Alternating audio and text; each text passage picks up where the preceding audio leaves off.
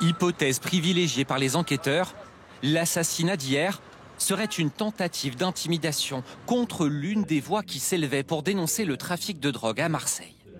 Les narcotrafiquants ont-ils franchi un cap? C'est ce que redoute le maire de la ville. On n'est plus sur des guerres de position, on ne s'assassine pas pour des parts de marché. Quand on veut intimider des gens, quand on est capable d'assassiner des gens pour en faire taire d'autres, ou d'assassiner des gens pour qu'ils se taisent, c'est qu'on a affaire à quelque chose qu'on n'a pas connu dans le pays depuis des années. Les Marseillais s'inspirent-ils désormais des méthodes de la mafia italienne, avec le racket par exemple?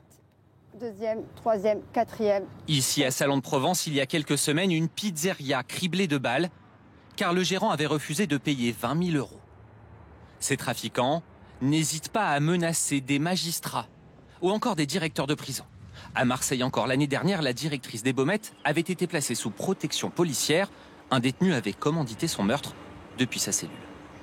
Ce sont des organisations criminelles qui se structurent et qui commencent à avoir de plus en plus de logiques mafieuses. Et une des logiques mafieuses est l'utilisation de la violence comme mode de gestion des trafics et aussi comme moyen de contraindre les populations locales à l'omerta. Le trafic de drogue leur rapporte des dizaines, voire des centaines de millions d'euros chaque année. Et pour continuer de gagner toujours plus d'argent, les criminels marseillais n'hésitent pas à regarder ce qui se fait aux Pays-Bas ou au Mexique par exemple.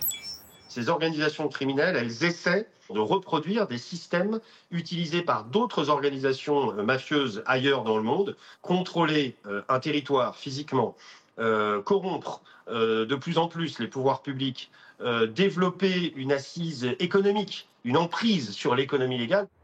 Pour endiguer la progression des trafiquants, les autorités ont réagi en créant par exemple cet été un parquet national dédié à la lutte contre la criminalité organisée.